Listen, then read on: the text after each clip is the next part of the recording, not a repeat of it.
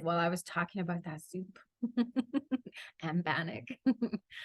Awesome. So welcome. You've joined us this afternoon, this Wednesday. It's the middle of November. The time has flown by. Where has the days gone? It's a good day to be alive. It's a good day when that sun rose in the east. Creator met us for another day. And I hope you've had a good day so far. I think it's really important just to take a moment to acknowledge the goodness of Creator, to acknowledge that there's life, there's medicine, there's community all around us, whether that's, us two-leggeds sitting in community with each other, or if we go aside and we're with our relatives, the animals. I have a relative, my cousin, the rabbit in my neighborhood, who I adore. So we're surrounded by just goodness. And it's important just to take a moment to acknowledge and give thanks. I realize that life is really busy. There's lots that needs to happen. We need to do, we need to build, but it's also important to take those moments throughout our day just to honor Creator and extend gratitude for all of the goodness and the gifts that have been given to us. So we give thanks to Creator for another day that we get to meet here in this virtual family. We get to listen to the story. We get to listen to the knowledge that's going to be shared. We get to be inspired. And I think Can Do Webinar Wednesdays are all about building capacity. It's all about listening to the stories, all about, well, where can we go from here? After we've listened to this good knowledge that's being shared. So it's all about, building ourselves for the sake of community, for the sake of our nations, for the sake of the organizations that we're part of.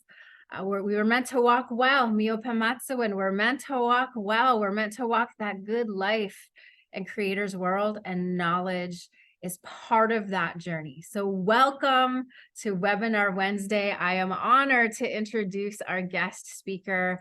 Jordyn Hrenyk is with us. She's joining us from Vancouver, BC. I'm joining us from Amiskwaci, Waskagan, Edmonton Treaty 6 territory. So for the rest of you, please put in the chat box where you're joining us from. We always love to hear where our family is joining us from these days. So please let us know, put it in the chat box. So I think just by the title alone, I think that this is really an important webinar: community over competition, building supportive networks of Indigenous entrepreneurs. So in this workshop today, in this empowering workshop today, Jordyn, who's from the Métis Nation in Saskatchewan, will demonstrate through her research findings, because she's a PhD candidate. So we say, go Jordyn. So she's going to demonstrate through her research findings how Indigenous entrepreneurs can build supportive business communities while maintaining successful values-aligned organizations. So the goal today is to demonstrate how Indigenous business leaders can and do build businesses that exemplify Indigenous values and share value among all relations in their supply chains, which is amazing. She will redefine the purpose of business from an Indigenous perspective, and will explore how values like balance, wholism, and reciprocity, I love that word, can become the foundation for a successful organization. So whether you're a business or thinking about starting one, or you support Indigenous entrepreneurs and organization leaders, you will come away from today's workshop with practical knowledge of how to apply Indigenous values to drive well-being in our communities through business. So we're here together. We're here to learn together, grow together, and then take the knowledge that's being shared and applying it to our lives and to where we're working and what we're doing. So I am ready. I got my pen and my paper ready. My heart is open. I invite you to open your mind, open your heart. And just a little snippet about our wonderful guest speaker. So she worked before graduate school. She worked with leading Indigenous entrepreneurs in a variety of Indigenous in a variety of industries, including media, technology, and education, to refine their business models and seek business funding. So she's got, some knowledge with her that she's going to share with us, and experience she's going to share with us. We thank you so much, Jordyn, for making some space for us to lend us your wisdom and your knowledge, and we welcome you. So the mic is yours. Thank you so much, Michelle, for that introduction. Thanks, Tara, and everyone at Can Do. Danielle Lightning, I think today was the one who invited me. It's great to reconnect with Can Do and see all you folks again. So it's wonderful, and wonderful to meet you today, Michelle. So I am going to talk, maybe I'll share my screen if I can here. I am going to talk about my research, as we said, but I'm going to try and make it not like a lecture. I'm going to try and just share really honestly what I've been learning throughout this education journey that I've been on throughout this PhD. And as Michelle alluded to, I do work with a lot of Indigenous entrepreneurs. I have worked with Indigenous entrepreneurs for more than a decade, and I'm really excited to share some of what they've taught me and some of what I've been learning through this process. So also, as Michelle mentioned, I'm a chief for Métis from Métis Nation Saskatchewan. I was born in my home territory in Treaty 6, but have lived in different urban centers around BC for most of my life now. Excuse me. And I'm joining, as was said, on beautiful Musqueam, Squamish, and Tsleil-Waututh lands out here in Vancouver. So I'm really delighted to be a part of this and happy to be sharing some of what I've known. If you have questions while we're talking, feel free to put those in the chat. I'll try and watch the chat, but maybe Michelle also, if any question comes up, just anyone also can feel free to unmute and ask it. I don't mind that at all. And maybe we'll have some time for questions if there are any at the end as well.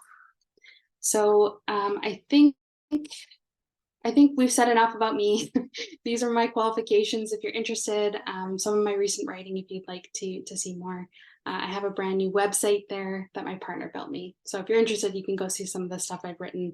I've been doing a lot of writing about Indigenous business and just trying to share some of this knowledge, so you can find that there as well. But I do kind of want to jump in. Like I said, I'm trying not to make this so much like a lecture, but I want to kind of jump in with the question that I hope, or I think many of you might be interested in, and why you decided to join today, which is this idea of the purpose of business. So just throwing it out to start, what is the purpose of business? And I know, because I teach a lot of business students in my day job, but a common response to a really general question like this is usually something like to make more money, or even, to make a profit.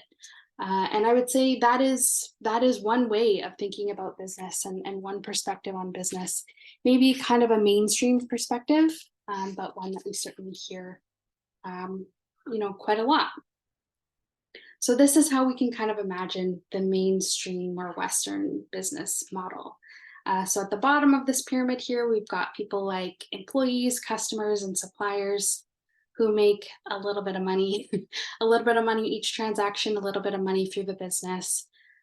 Managers who make, a little bit more money, and then shareholders or owners who make a lot more money so they can fill their treasure chests and buy Bitcoin and travel the world and buy diamonds and whatever else that they want to do with that money. But throughout this process, everyone who's earning a little bit is also losing a little bit. That money is kind of being transferred up this pyramid. You can see kind of the money is going up towards the top. And the major goal of Western business, most people would give some kind of argument or would argue that the major goal is to draw out profit at every stage in the process of kind of producing or selling goods or services. So you're kind of extracting value at every stage.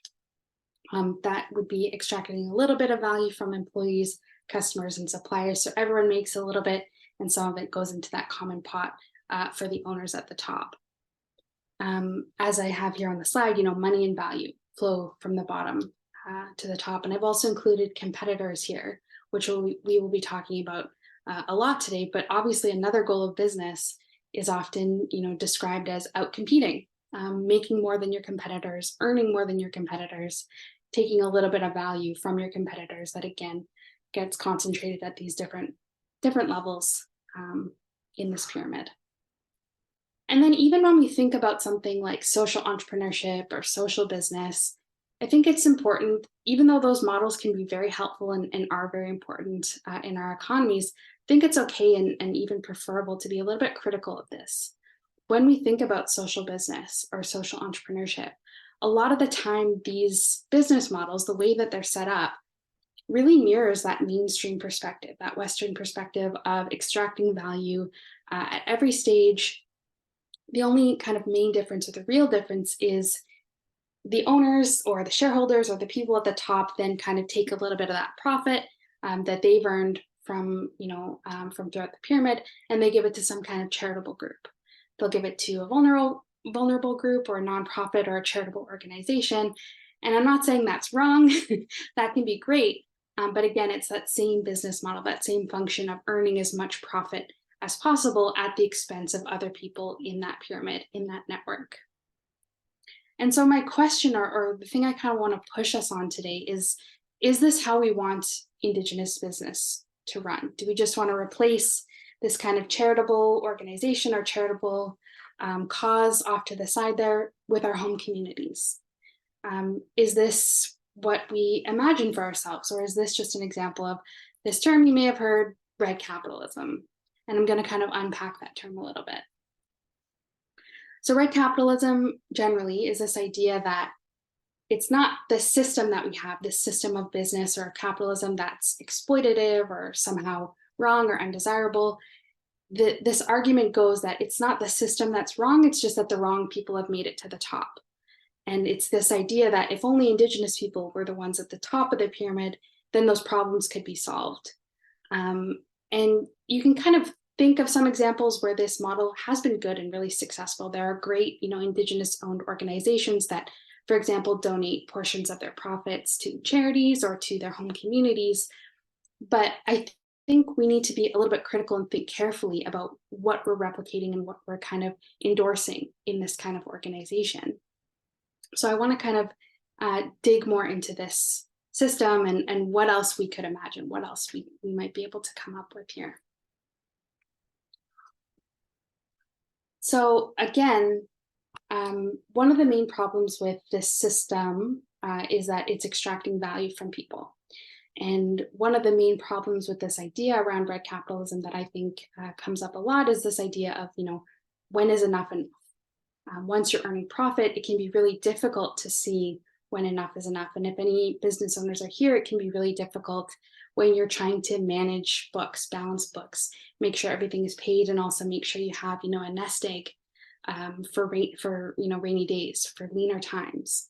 It can be difficult to kind of commit to giving away that, life force of your business, that fund that you really do need to run an organization. So once you're in the daily process of running a business, it can be difficult to know how much and when and to who, just to give away some of that profit, which is needed.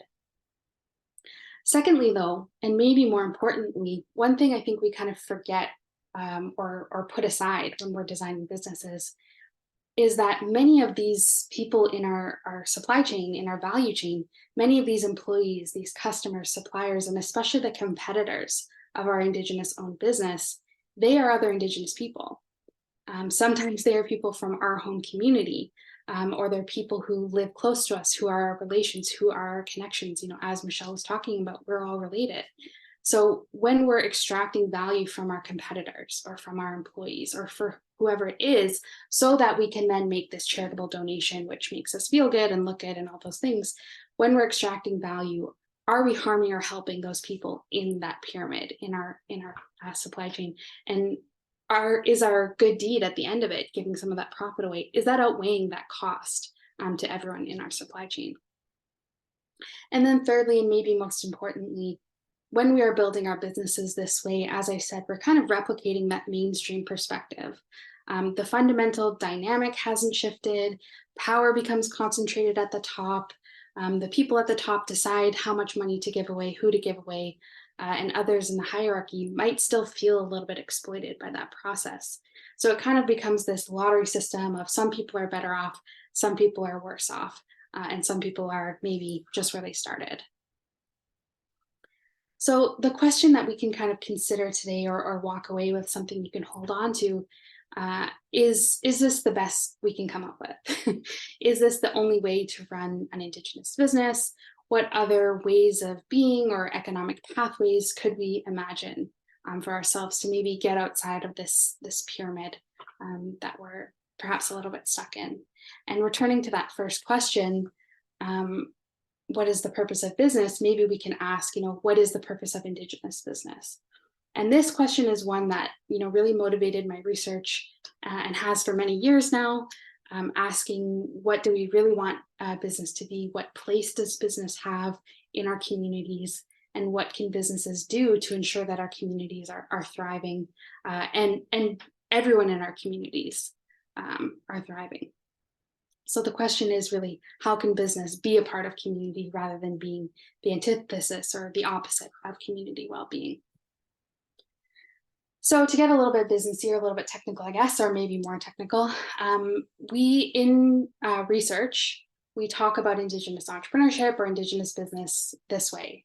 It's been defined by or defined as the creation, management, and development of new ventures by Indigenous people for the benefit of Indigenous people. And that's a definition that a lot of researchers use to explain what it is Indigenous people are trying to do when they start a business. That definition was defined or came up with by two white guys more than a decade ago. And so I've added a little bit to it. I think I have, some standing to add a little bit to their definition. But I think it's more about, supporting all of our relations, all of our communities, and the well-being of our communities. I keep saying, as Michelle, pointed out at the start of this this discussion, we always need to be thinking of our non-human relations as well, especially when we're talking about business, because sometimes people in our supply chain can speak up for themselves, but many of our non-human relations can't, and of course, many people don't have the standing to make their voice heard either. So I see the purpose of Indigenous business a little bit more broadly than just that original definition. I think we need to consider this idea of well-being. And I'm sure all of us recognize this framework here. Well-being has, as we know, many different aspects, and we can look to these kinds of traditional frameworks like the medicine wheel as a reminder that well-being is more than just physical or material or economic well-being. I don't want to downplay the importance of material well-being and being able to, afford the things that you need. But as we know, wellness is about our own individual wellness of our mind, our body, our spirit, our heart. But also we should recognize that we are only truly well when our communities are well, and think about our responsibilities and our accountabilities beyond taking care of only ourselves, right? So another question I want to kind of extend or ask everyone to think about is, what could it look like, or what might it look like for a business to kind of demonstrate care, for the well-being of everyone who's connected to it, including, as we've talked about, customers, employees, suppliers, competitors, and all of the other beings that are related to it. We can think in terms of businesses like, where do your products or your inputs come from? How are the people who are creating those inputs treated? How are their lives and relationships impacted by your business? And how can you create your business to ensure everyone is doing well? So one concept that I like to turn to when I'm thinking through some of these issues is this idea of mutual flourishing. And this concept, and the quote on the slide, comes from the book here, Braiding Sweetgrass, which maybe some of you have read. Dr. Wal Kimmerer, she introduces this idea of mutual flourishing by telling a story about her grandfather. And her grandfather, when he was growing up, they had been moved several times, removed by the US government, had found themselves in a land that wasn't initially theirs, but became their home. And one of their early and most, consistent, I guess, sources of protein around that time in this new land was pecans, was nuts. And in her chapter, The Council of Pecans, she recounts this story of her grandfather and his brother finding just the forest floor covered in pecans, so much so he and his brother were trying to carry all these pecans home to their mother, who knew that they really needed to bring home food at this time, and they could only carry so much. And what they ended up doing was taking off their pants, tying the bottoms, and filling the pants up with pecans so that they could really carry more home. And she uses that story to kind of illustrate this really interesting biological function of pecan trees and mast fruiting trees, they're called, which is that they don't produce pecans, they don't produce fruit every year. And they don't even produce them every second year or any kind of consistent schedule. Instead, all of the trees that are called mast fruiting trees, they, as she says here, they act as a collective. All of them produce fruit in the same year every time that they fruit. And biologists don't exactly know yet how that happens or how they all communicate with each other and decide that this is the year that they're going to fruit. But the lesson that she draws from this story, and that I, kind of apply to our understanding of business, is this power of unity, is this power of flourishing together and understanding that when I am well, you are well. And we can, as she says, we can either starve together or feast together. And just in terms of business, this idea of giving and giving generously seems kind of at odds with running, a successful competitive business.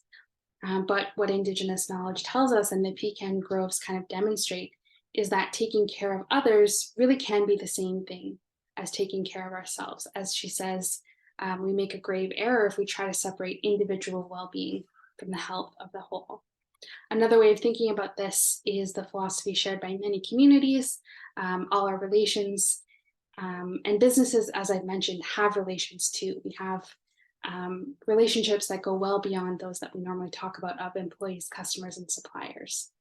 Every business has inputs and outputs, whether that's physical products or the digital footprint of your organization. Who lives next to the server farms that your company relies on, or who is mining those precious metals that are needed to run your organization's computers and servers. So I think all businesses, all organizations have this, very large web of relations that we don't normally think about.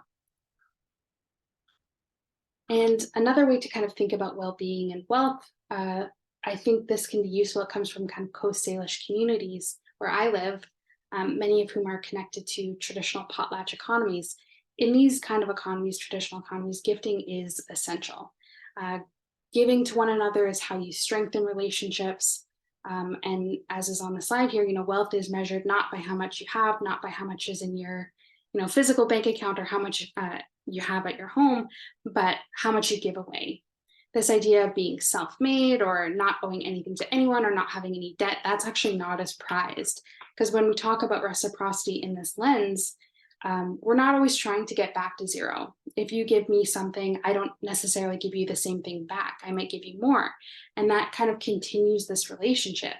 Giving to each other and giving generously to each other kind of drives reciprocity. It extends that relationship beyond 2 dimensions, as is stated here. This actually comes from my own PhD supervisor from her dissertation, where she studied potlatch economies and this idea of reciprocity.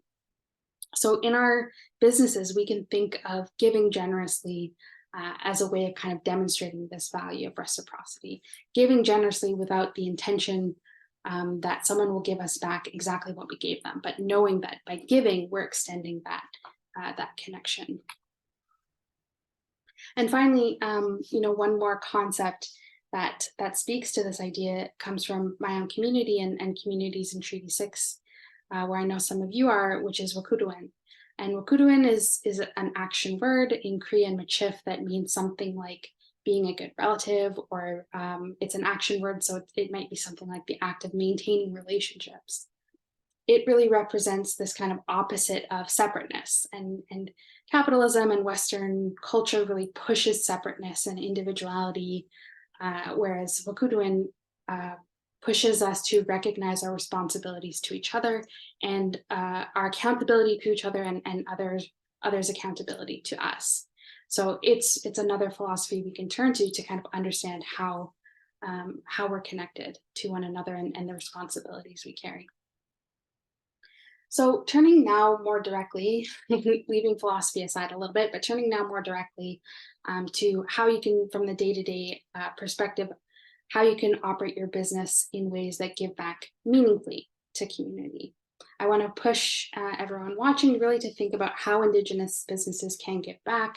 What kinds of things can they do to ensure that when they do well, their communities do well, that their success in business becomes success for everyone else. You know, their success is not coming at the expense of everyone else.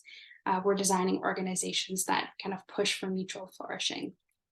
And this kind of brings me to my own dissertation research and what I'm learning from Indigenous artisans, Indigenous artists. So my own research in my PhD is focused on the work of Indigenous beadworkers or beaders who make and sell beaded products, and how they're kind of building up these webs of accountability and reciprocity and connections with one another. So for the last 5 years now, I've been talking with these business owners, these artisans, about their relationships with each other and what they do when they're running their business. And what I've learned is they're creating these kind of beneficial, mutually beneficial communities within a for-profit market. You know, if you go buy beaded earrings, it costs money. That person is earning profit from that. But they're kind of creating these communities that when they succeed as an individual or as a business owner, their communities are kind of brought up through that. They're raised through that. So the way I describe this, and I know there's a lot on this slide, but is this idea of this coming home journey. What I find is that these entrepreneurs, these artists, have developed some really sophisticated and effective strategies for building community. And a lot of that comes from resisting the incentives of the traditional business strategy. And I know because I teach the traditional business strategy in my strategy classes. So kind of the opposite, or the way that they resist it, is through this coming home journey, which I describe as this kind of journey of finding belonging with a network of other Indigenous entrepreneurs, learning each other, giving to each other, drawing back from each other in kind of a repeated fashion. So you can see these circles on the side. These have taken me 5 years to draw, and I'm going to kind of unpack a little bit of what they mean. So I want to share some words from my participants, some of the stories and perspectives that they've shared with me, which helped me kind of develop these ideas. So there's one where this leader is talking about coming back to their people, this idea of coming home. And I think that it's important to say that some of these participants are, you know, reconnecting Indigenous people, they're reconnecting to their communities, but many of them are completely embedded in their communities, maybe grew up in their home communities and have never left. So this idea of coming home isn't a literal journey. It's this idea of finding home in a place where they maybe wouldn't expect it, finding home in a marketplace, which it's taking a really, you know, competitive or Western thing and turning it into a community, a very Indigenous thing, turning it into a place of home. So she says here, there's this mysterious element to beadwork I found not just in my own life, but in hearing similar stories from others. Beadwork is the rope ladder that they climbed to get back to their people, or the rope that's been let down for them by their own people. She notes that through beadwork, she was making connections with Indigenous people from all over, not just from her home community, although that was there, but she was able to kind of meet and connect with Indigenous business owners, Indigenous artists from all over Turtle Island. So that really helps to exemplify this idea of coming home in a place where you wouldn't expect to find home. Another participant talked about this idea of really respecting others in the supply chain beyond themselves. So in a strategy class, in an entrepreneurship class, we teach pricing, and pricing is usually quite a straightforward process where you think about what are your inputs, like how much are you paying yourself for your time, how much does it cost in this case to buy beads and needles and thread and whatever else you need, and then, you know, add a little bit on top, and that's your profit, and then you sell that to other people. Well, a lot of these Indigenous entrepreneurs are thinking about pricing in quite a different way. They're thinking about pricing for accessibility. They want to ensure that people in their communities can afford to buy these goods that they're selling. Some of them say, you know, I couldn't pay more than, let's say, $100 for some jewelry like this. So why would I charge other people more than that? One of the participants notes here, They say, I wouldn't charge more because of who I am, but the other thing I have to keep in mind is if I undervalue my work, that'll also make people undervalue other artists' work. If that's their full-time job, they may then have to drop prices if I do, which I don't want for them. So again, that's really basic, decency, caring for others in the marketplace, but it's not something we see in most business perspectives. We don't normally think about, I don't want to charge too much or too little because that'll impact my competitors, right? We often try to take advantage of our competitors in that way. So it's a real mindset shift, which doesn't have anything to do with, giving cash to people. It has to do right from the way you price your own products by keeping others in mind. Another one here is just kind of describing this marketplace in terms of reciprocity. So they say, I conceptualize this business is very much like creating reciprocity with a community. Now, they mentioned that over time, they've had a little bit more financial security, and now they're able to just give things away. So this particular artist just gifted work to people who had been supportive of them when times were lean, right? So it's this idea of when others are supporting you, you can kind of keep that in mind, and it doesn't mean you have to give exactly back what they gave you, but giving back in another way and through your business. So they were able to give back to people who had supported them. Just a few more here, but one I think is a really important perspective, which is just this idea of making offerings. Again, this is not something that we see in most business perspectives, this idea that a business can drive good in other ways. So this particular artist was raising money for a family near her home community who had lost their home, or sorry, not near their home community, far away from their home community, who had lost their home in a fire. This was several years ago. I know that there were really terrible fires in the Northwest Territories last year, but this was several years ago before that. And so she said, our community is pretty isolated from these impacts, but Indigenous people are just dealing with so much. There were those particular fires in Lytton, for example. And she just realized she wanted to do something through her business to raise money and support. So in that case, it was kind of a direct sharing.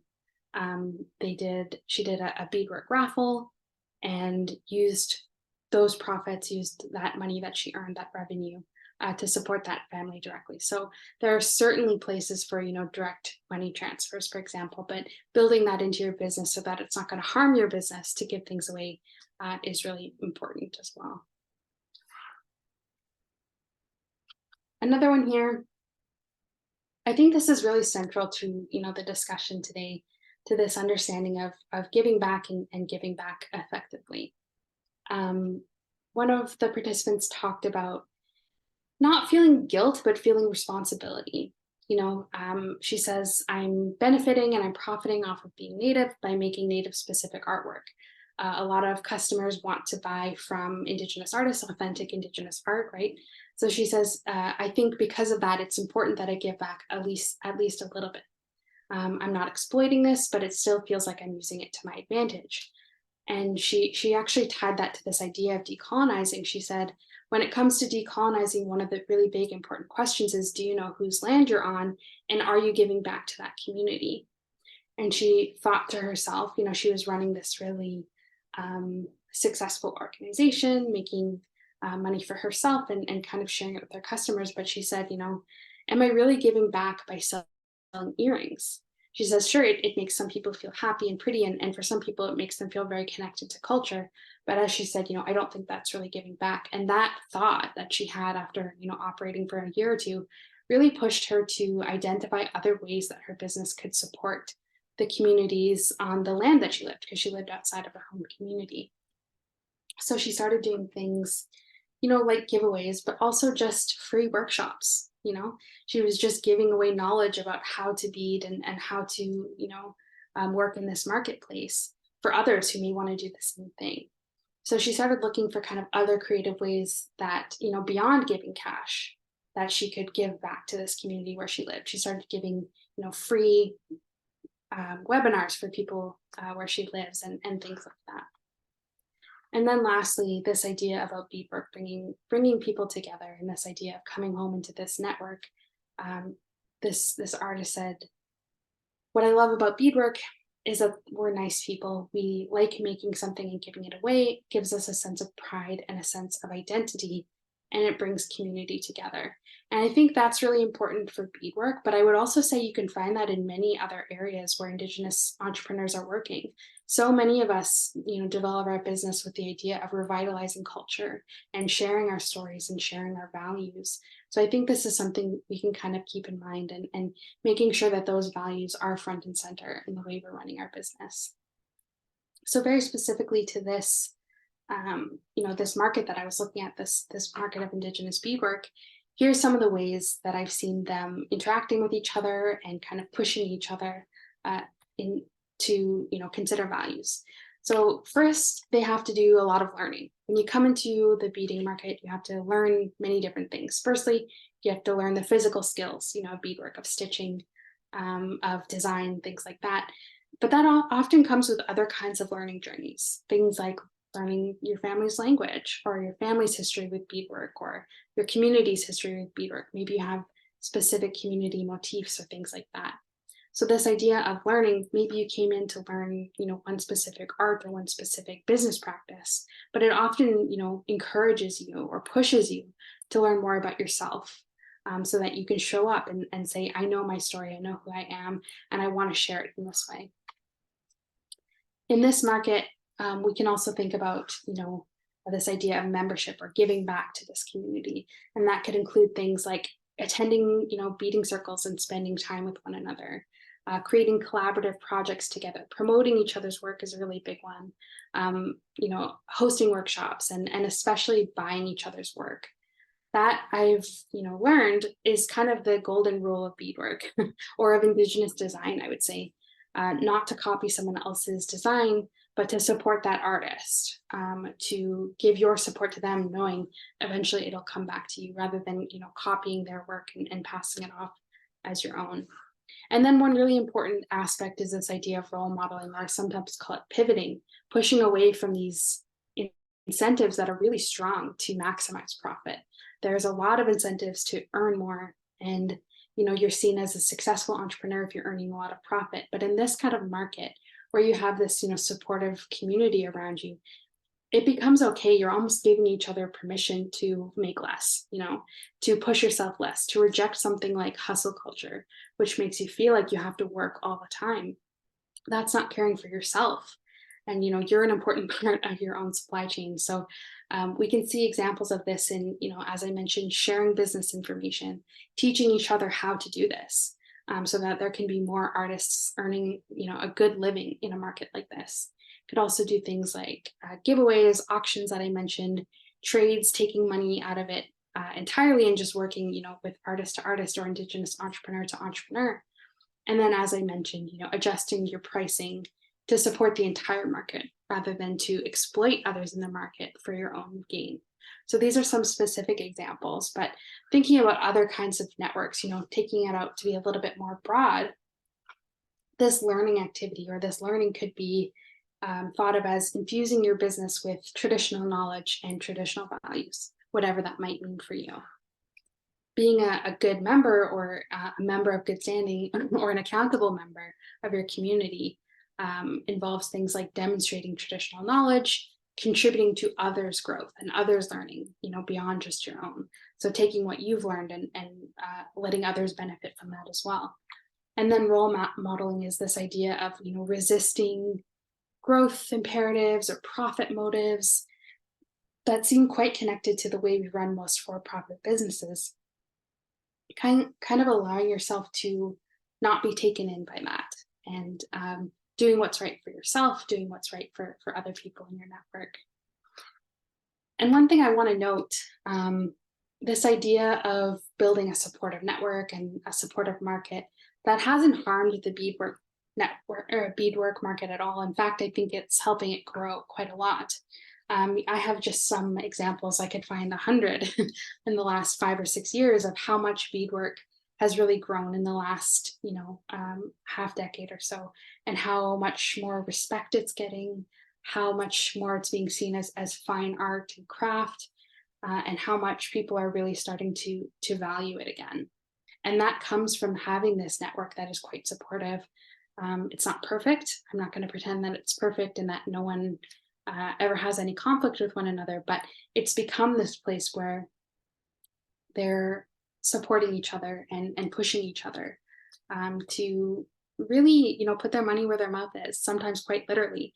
If you're calling yourself, authentic Indigenous entrepreneur or using that in your marketing, they're pushing one another to live up to those values, of reciprocity and holism that we often talk about.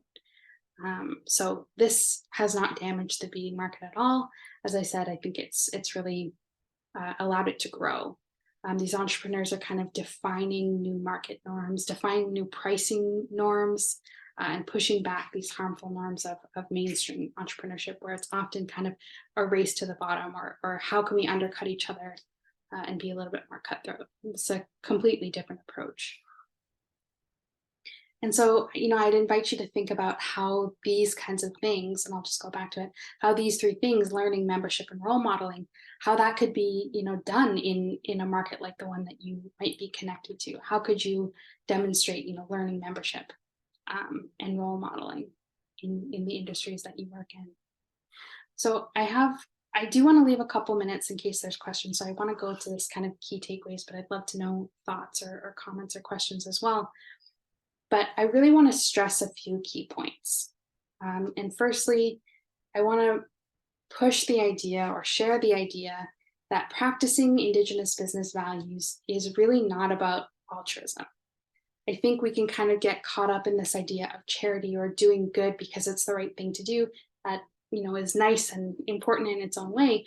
But I would say practicing these values is not only about that. It's not about self-sacrifice. It's not about doing charity work.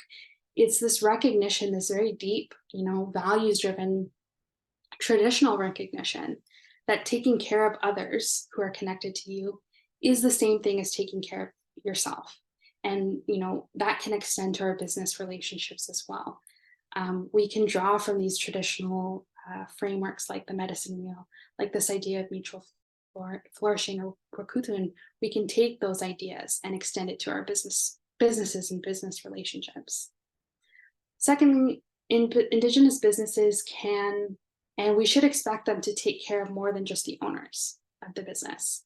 I think that they should be active members of the markets and communities that they're connected to, whether that's their home community or the urban Indigenous community, wherever they are, whoever land they're on, they should be an active member of that community as well. If your business is benefiting from being where you are, it's your responsibility, I think, in many ways to give back there.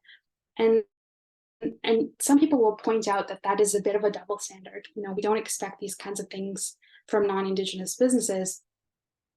But I just push back and say that's true.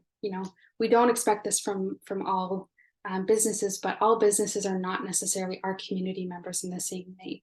We should be able to hold them accountable and at the same time support them like we support our community members. We are often really excited to see Indigenous entrepreneurs succeed, and we should be taking care of them. But in that way, they should also be thinking of us and taking care of us in return. And so I think finally, one of the last thoughts I want to leave you with is, if you operate a business or if you work at one, really ask yourself today, maybe even jot down, what is our business? What is our organization? Because it doesn't have to just be a for-profit business, but what is our organization doing to support the full wellness of everyone in our networks? What is our organization doing to support physical, mental, emotional, and spiritual health of our employees, our customers, our suppliers, our competitors, and the environments that we're a part of? What are we doing now, and what could we be doing to kind of do more and push more? So I hope I'll move forward. I hope that's helpful, and I'm happy to go over any other topics. I know I spoke really quickly and maybe went through some things fast, but I hope you're able to connect with some of those ideas and really think through what it means to be in community as a business leader or a business owner. So I'll leave it at that. Thank you so much. And maybe Michelle, I'll turn it to you if there was any questions or anything. Thanks so much, Jordyn.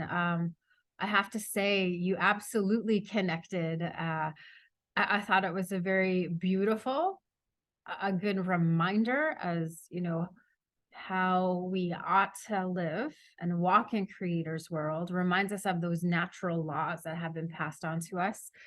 And for me personally, it's thought provoking. So, and where do I go from here? And I love moments like that where I'm challenged. Okay, from this knowledge, where do I go from here? So I just thought your presentation was all of that: beautiful, thought-provoking, challenging, a good reminder. So thank you so much. We're going to open the floor for any comments or any questions. So come on in, put it in the chat box. We would love to hear from you. I think it's important. I think this conversation, and I think when I read the title of this conversation, I thought, we need this. We need to talk about it. We need to listen. We need to hear. We need to apply what she just presented to us in our businesses and organizations and nations. Really great. So the floor is open. If anyone has any questions, or are you just like, wow, where do I go from here? Maybe you're in that moment like I am right now. So okay, well, it doesn't seem like there's any questions from the floor. I mean, I have, oh, here we are, Ken. I like what you said about staying in your own lane when addressing the community needs. Yeah. Yeah, I would say that's a great point, Ken. I think, you know, there's a lot of ways businesses can support the communities that they're a part of. And it's important to recognize maybe your own limits and how much you can take on.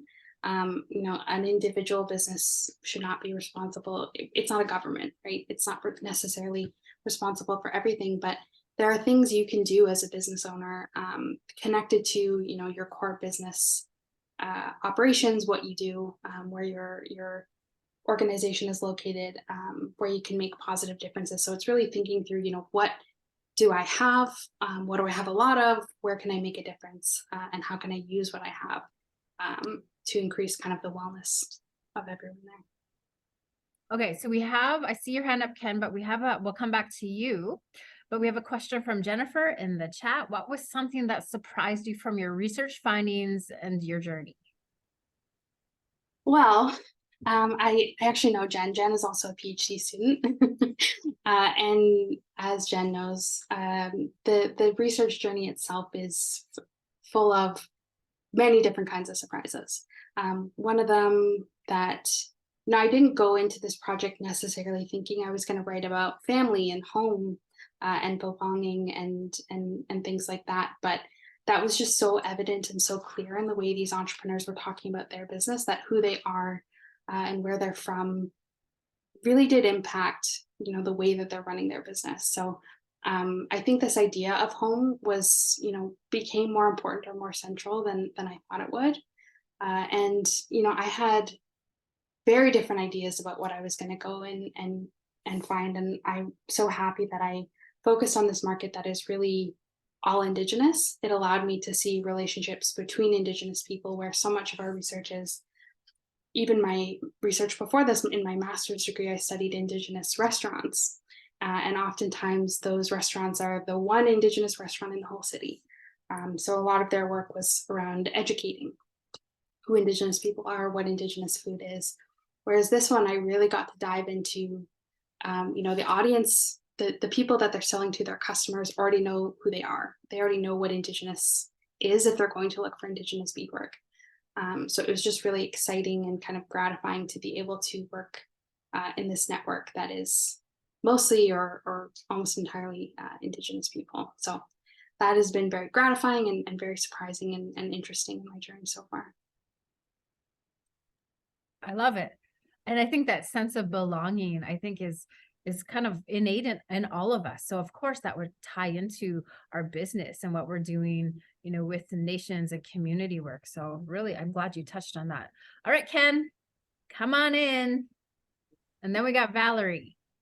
Okay, I'll make it short. While you were talking, it came to mind that whatever the community needs, if you stay in your own lane and you determine how much how much you can invest in risk into the future. So, for example, there may be a certain dollar value that you can risk to help the community, but you want something back potentially. So whether it be, for example, some of the ideas was mentoring people. I've heard of companies that do speculative hiring. They'll hire somebody and they'll bring them on board and train them. They don't even actually have a job for them, but they have an idea of where that you can help the company and work in a specific area.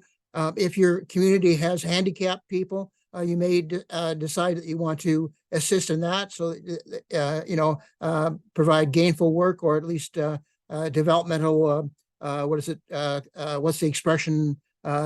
Having work or something to do is dignity. The dignity of work. So anyway, I'll cut it off at that. But it's staying in your own lane, what you can do to help, and what you can afford to do. But it's in the long run, it should be beneficial to you, your community, but doing what you know.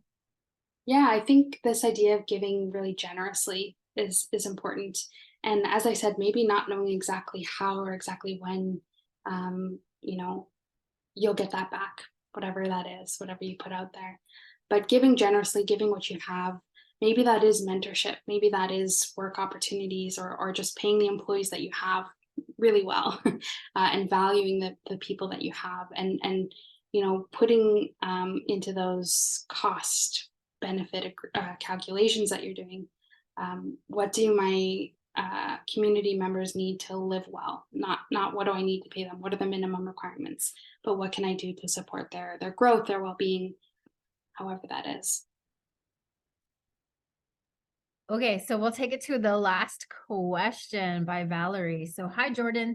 You've done some work on cooperatives, and I'm hoping that you can touch on how cooperative business models are a way to align with Indigenous collective values and principles on sharing economic and social prosperity. Yeah, absolutely. So yes, I have done some work with cooperatives. I would say cooperatives are a great business model if you're looking to provide collective benefit.